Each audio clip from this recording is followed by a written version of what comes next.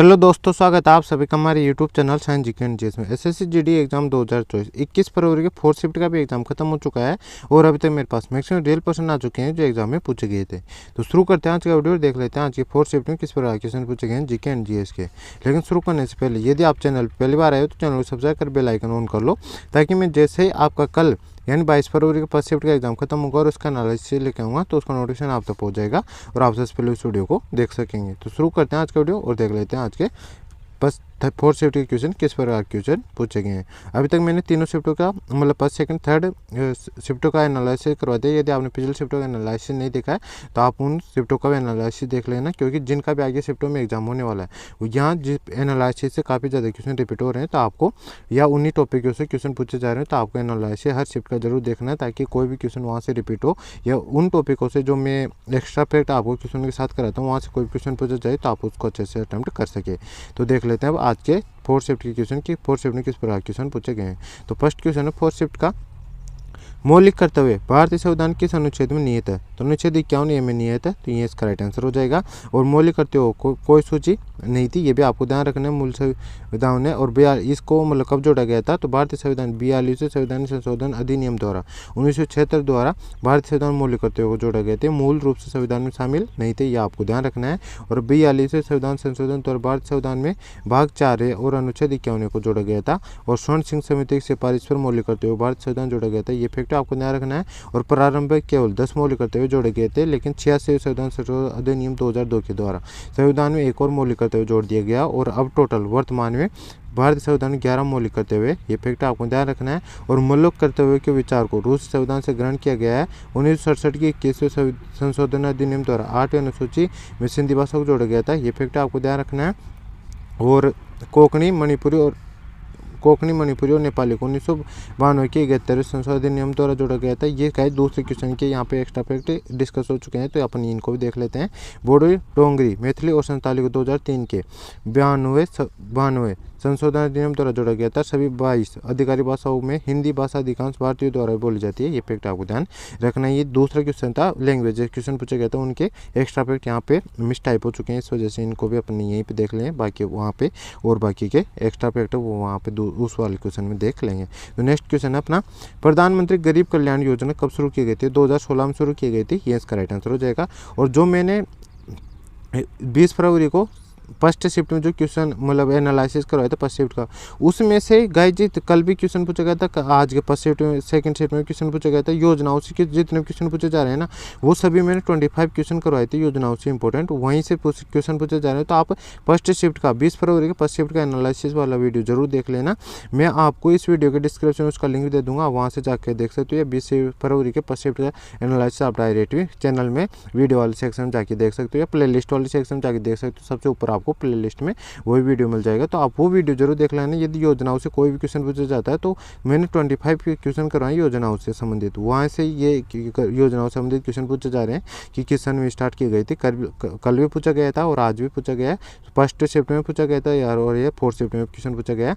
तो आपको योजना वाले टॉपिक कवर कर लेना उस वीडियो से। तो 2016 में शुरू की गई थी गरीब कल्याण योजना, तो ये इसका राइट आंसर हो जाएगा। 2016 में शुरू की गई प्रधानमंत्री गरीब कल्याण योजना अघोषित आय की घोषणा के अनुरूप एक योजना है। और प्रधानमंत्री गरीब कल्याण जमा योजना 2016 भारत सरकार द्वारा 16 दिसंबर 2016 को अधिसूचित एक योजना, जो प्रधानमंत्री गरीब कल्याण योजना 2016 के लिए कराधान और निवेश व्यवस्था के अंतर्गत प्रत्येक घोषणाकर्ता पर लागू है, तो ये भी आपको ध्यान रखने से। नेक्स्ट क्वेश्चन पूछा गया था, निम्नलिखित में से किसने संवाद कौमुदी समाचार पत्र की स्थापना की थी। तो राजा राममोहन राय ने की थी, ये इसका राइट आंसर हो जाए। नेक्स्ट क्वेश्चन पूछा गया था, परवीन सूद को किस विभाग का डायरेक्टर बनाया गया है। तो सीबीआई का बनाया गया, सीबीआई इसका राइट आंसर हो जाए। नेक्स्ट क्वेश्चन है, कर्नाटक के पुलिस महानिदेशक डीजीपी परवीन सूद को केंद्रीय अन्वेषण ब्यूरो यानी सीबीआई के अगले निदेशक के रूप में नियुक्त किया गया है। वह 2 साल के लिए इस पद पर रहेंगे। सूद कर्नाटक कैडर के 1986 बैच के IPS अधिकारी, वह 25 मई को अपना कार्यभार संभाल सकते हैं। और वह सुबोध कुमार जायसवाल का स्थान लेंगे, जिनका कार्यकाल 25 मई को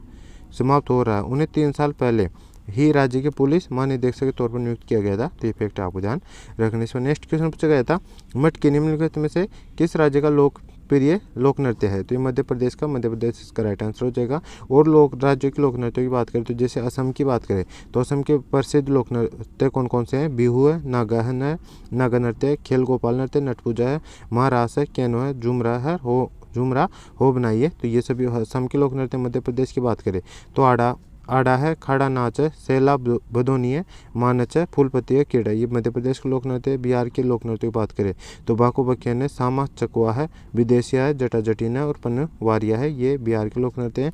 राजस्थान के लोक नृत्य की बात करें घूमर है, चक्रिय, गणगौर है, चंगर, कालबेलिया, ये प्रसिद्ध राजस्थान के लोक नृत्य है। ये भी आपको ध्यान रखना, यहाँ से भी एग्जाम क्वेश्चन पूछे जा सकते हैं। इस पर नेक्स्ट क्वेश्चन पूछा गया था कोंकणी की आधिकारिक, कोंकणी किस मतलब कहाँ की आधिकारिक भाषा है? तो दादर और नागर हवेली की यानी यूटी की आधिकारिक भाषा है। तो ये इसका राइट आंसर हो जाएगा। कोंकणी गोवा और दमन और दीव की भारतीय संविधान के 8 अनुसूची में भारत की सभी आधिकारिक तौर पर आधिकारिक भाषा है और अब तक 22 भाषाएं मौजूद है जिन्हें आधिकारिक तौर पर मतलब भारत सरकार द्वारा मान्यता प्राप्त है। वे कौन कौन सी है? तो असमी है, बंगाली, गुजराती, हिंदी, कन्नड़, कश्मीरी, कोंकणी, मलयालम, मणिपुरी, मराठी, नेपाली, उड़िया, पंजाबी, संस्कृत, सिंधी, तमिल, तेलुगु, उर्दू, बोडो, संताली, मैथिली और डोंगरी, ये 22 भाषाएं भारतीय संविधान में इनको मतलब भारत सरकार द्वारा मान्यता दे रखा है। 22 भाषाओं को मूल रूप से सिर्फ 14 भाषाएं थी जिनको मान्यता दी गई थी, लेकिन बाद में संवैधानिक संशोधन के माध्यम से 14 मतलब बाकी और भाषाओं को मतलब मान्यता दे दी गई और अब टोटल 22 भाषाएं हो चुकी है जिनको मतलब भारतीय संविधान में मान्यता मिल चुकी है भारत सरकार के द्वारा। मूल रूप से केवल 14 भाषाओं का उल्लेख किया गया था और बाद में अनेक संशोधनों के बाद अन्य भाषाओं को इसमें जोड़ लिया गया है। तो ये आपको ध्यान रखना। इसमें नेक्स्ट क्वेश्चन पूछा गया था इंडियन प्रीमियर लीग आईपीएल की शुरुआत किस वर्ष हुई थी? तो 2008 में थी। 2008 इसका राइट आंसर हो जाएगा। और यह 2020 क्रिकेट लीग है जो हर वर्ष अप्रैल मई के महीने में आयोजित की जाती है। तो ये भी आपको ध्यान रखना है। इसमें नेक्स्ट क्वेश्चन पूछा गया था पहला गैर भारतीय जिसे भारत रत्न दिया गया था तो खान अब्दुल गफ्फार खान था, ये इसका राइट आंसर हो जाएगा। और इनको भारत रत्न पाने वाली है पहले दो गैर भारतीय कौन कौन थे? तो पहले खान अब्दुल गफ्फार खान थे, ये तो स्पष्ट थे, और इनके बाद नेल्सन मंडेला को 1990 में दिया गया था। तो ये भी आपको ध्यान रखना है। और खान अब्दुल गफ्फार खान को 1985 नोबेल शांति पुरस्कार के लिए भी मनोनीत किया गया था। तो ये फैक्ट आपको ध्यान रखना है। और खान अब्दुल गफ्फार खान को बादशाह खान और सरहदी गांधी और फ्रंटियर गांधी के नाम से भी जाना जाता है और उन्होंने खुदाई खिदमतकार की स्थापना की थी। ये गांधी की सत्याग्रह धारणा की शक्ति में विश्वास पर आधारित था। तो ये भी आपको ध्यान रखने। इसमें नेक्स्ट क्वेश्चन पूछा गया था सुल्तानपुर राष्ट्रीय उद्यान रिक्त स्थान में स्थित है। तो ये हरियाणा राज्य में स्थित है। हरियाणा इसका राइट आंसर हो जाएगा। और सुल्तानपुर राष्ट्रीय उद्यान पहले सुल्तानपुर पक्षी अभ्यारण्य के रूप में जाना जाता था, जिसे सुल्तानपुर राष्ट्रीय उद्यान हरियाणा में है। और इस क्षेत्र को 1972 पक्षी अभ्यारण्य घोषित किया गया था। और सुल्तानपुर पक्षी अभ्यारण्य 1991 में एक राष्ट्रीय उद्यान बना था। तो ये फैक्ट आपको ध्यान रखना है। ये राष्ट्रीय उद्यान कब बना था? 1991 में बनाया गया था। इसे 1972 पक्षी अभ्यारण्य घोषित किया गया था। पक्षी अभ्यारण्य के नाम से इसे पहले जाना जाता था, लेकिन 1991 में इसको राष्ट्रीय उद्यान बना दिया गया था। और सुल्तानपुर का नाम राजपूत राजा सुल्तान सिंह चौहान के नाम पर रखा गया है। तो ये भी आपको ध्यान रखना है। और कलेसर राष्ट्रीय उद्यान भी हरियाणा में स्थित है। तो ये भी आपको ध्यान रखना है। इसमें नेक्स्ट क्वेश्चन पूछा गया था भारत ने पहली बार क्रिकेट विश्व कप कब जीता था? तो 1983 में जीता था। 1983 इसका राइट आंसर हो जाएगा। भारत ने फाइनल में वेस्ट इंडीज को हराया था और 1983 में भारत ने पहली बार क्रिकेट विश्व कप जीता था। और भारत ने कपिल देव की कप्तानी में विश्व कप जीता था। ये फैक्ट आपको ध्यान रखना है। और रोजर बिन्नी ने सबसे ज़्यादा 18 विकेट अपने नाम किए थे इस वर्ल्ड कप में। और मोहिंदर अमरनाथ सेमीफाइनल और फाइनल दोनों में मैन ऑफ द मैच रहे थे। और भारत ने 2011 में फिर से विश्व कप जीता था। भारत ने फाइनल में श्रीलंका को हराकर खिताब जीता था। तो ये फैक्ट आपको ध्यान रखना है। भारत ने MS धोनी की कप्तानी में विश्व कप 2011 वाला जीता था। ये भी आपको ध्यान रखना है। और ICC विश्व कप 2011 का अधिकारिक शुभंकर स्टम्पी यानी हाथी था। तो ये फैक्ट आपको ध्यान रखना। इसमें नेक्स्ट क्वेश्चन पूछा गया था गेहूं में क्या पाया जाता है? तो ग्लूटीन पाया जाता है। तो ग्लूटीन इसका राइट आंसर हो जाएगा। और ये क्या होता है? तो ये गेहूं जो राई आदि अनाजों में पाए जाने वाला प्रोटीन है जो क्या काम करता है? तो ये एक बाइंडर की तरह काम करता है और भोजन को एक साथ रखने में सहायता प्रदान करता है। ग्लूटेन खाद्य पदार्थों को अपना आकार बनाए रखने में मदद करता है, जैसे ब्रेड, पिज्जा आदि में। तो ये भी आपको ध्यान रखना है। इसमें नेक्स्ट क्वेश्चन पूछा गया था मोहम्मद गौरी का वास्तविक नाम क्या था? तो शहाबुद्दीन उर्फ मुइजुद्दीन मोहम्मद गौरी था। तो ये इसका राइट आंसर हो जाएगा। मोहम्मद गौरी 1149 से 1206 ईस्वी तक भारत पर आक्रमण करने वाले तीसरे मुस्लिम शासक तक 1149 से मतलब 1206 तक इसने भारत पर शासन मतलब भारत पर आक्रमण किया था इसने। और उसका असली नाम की बात करें तो ये था शाहबुद्दीन उर्फ मुइजुद्दीन मोहम्मद गोरी था। और 1191 ईस्वी में तराइन के प्रथम युद्ध में मोहम्मद गोरी को पृथ्वीराज ने पराजित किया था और बठिंडा को पुनः प्राप्त कर लिया था। और तराइन के द्वितीय युद्ध की बात करें तो 1192 ईस्वी में पृथ्वीराज के अधीन राजपूत शासकों की सम्मिलित सेना को मोहम्मद गोरी ने पराजित किया था। पृथ्वीराज को एक कैदी के रूप में रखा था और बाद में उन्हें मौत के घाट उतार दिया गया था। तो ये फैक्ट आपको ध्यान रखना है। तराइन की दूसरी लड़ाई की समाप्ति के बाद साथ ही भारतीय इतिहास में पहली बार तुर्की शासन शुरू हो गया था। तो ये फैक्ट आपको ध्यान रखना है। और कुतुबुद्दीन ऐबक को मोहम्मद गोरी द्वारा सेनापति के रूप में नियुक्त किया गया था। तो ये फैक्ट आपको ध्यान रखना है। इस पर नेक्स्ट क्वेश्चन पूछा गया था, भारतीय संविधान किस अनुच्छेद के तहत संसद का गठन किया जाता है? तो अनुच्छेद 79 के तहत किया जाता है। ये इसका राइट आंसर हो जाएगा। और इसके बाद बात करें अनुच्छेद 80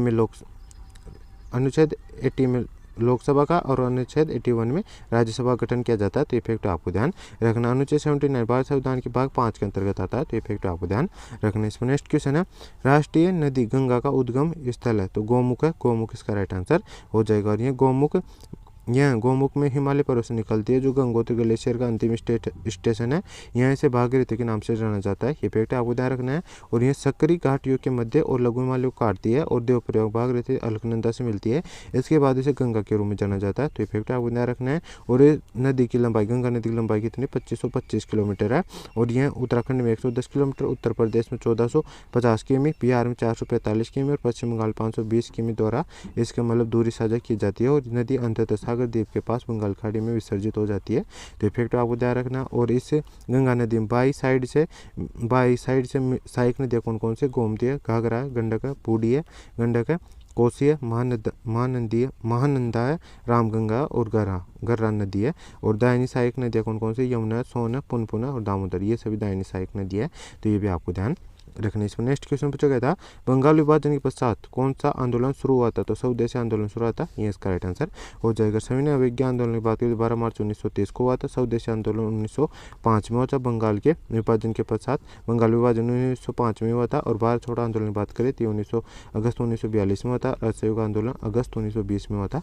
तो ये सभी फैक्ट आपको ध्यान रखने। इसमें नेक्स्ट क्वेश्चन पूछा गया था, भारतीय केंद्रीय बजट को वार्षिक वित्तीय विवरण के रूप में निर्दिष्ट किया गया है, भारतीय संविधान किस अनुच्छेद के अंतर्गत यह आता है? तो अनुच्छेद 112 में आता है। अनुच्छेद 112 इसका राइट आंसर हो जाएगा। भारत के केंद्रीय बजट को वार्षिक वित्तीय विवरण के रूप में निर्दिष्ट किया गया है और भारतीय संविधान अनुच्छेद 112 के अंतर्गत यह आता है। और इसमें कहा गया है कि क्या कहा गया है कि वार्षिक वित्तीय विवरण, जिसे प्रत्येक वित्तीय वर्ष के लिए भारत सरकार की अनुमानित आय और व्यय के विवरण के रूप में जाना जाता है, को राष्ट्रपति द्वारा संसदीय दोनों सदनों के समक्ष रखा जाएगा। अनुच्छेद 115 की बात करते हैं, अनुपूरक अतिरिक्त आदि अनुदान से संबंधित है। अनुच्छेद 114 विनियोग विधेयक से संबंधित है। अनुच्छेद 113 अनुमानों के संबंध में संसद में प्रक्रिया से संबंधित है। तो ये भी आपको ध्यान रखने। इसमें नेक्स्ट क्वेश्चन पूछा गया था, हॉर्नबिल महोत्सव कहाँ मनाया जाता है? तो नागालैंड में मनाया जाता है। और तो नागालैंड इसका राइट आंसर हो जाएगा। और इस इलाके में सभी त्योहारों का त्योहार के नाम से भी जाना जाता है। और यह त्यौहार शानदार पारंपरिक संगीत, नृत्य और प्रदर्शन के माध्यम से नागा संस्कृति को दर्शाता है। और इस उत्सव का नाम इंडियन हॉर्नबिल से दिया गया है।